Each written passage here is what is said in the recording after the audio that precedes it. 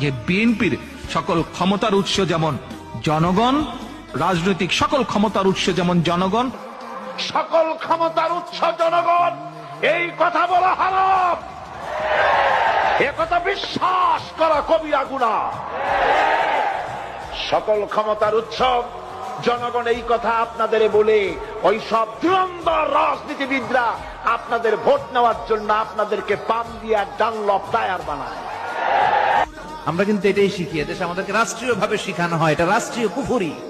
সকল ক্ষমতার উৎস জনগণ নয়, সকল ক্ষমতার উৎস কে? উনি ক্ষমতার উৎস, তিনি ক্ষমতাশীল, মহা ক্ষমতাধর। আমাদের সংবিধানে বলে সকল ক্ষমতা মালিক জনগণ, কিন্তু কিতাবের মধ্যে সকল ক্ষমতা মালিক আল্লাহ।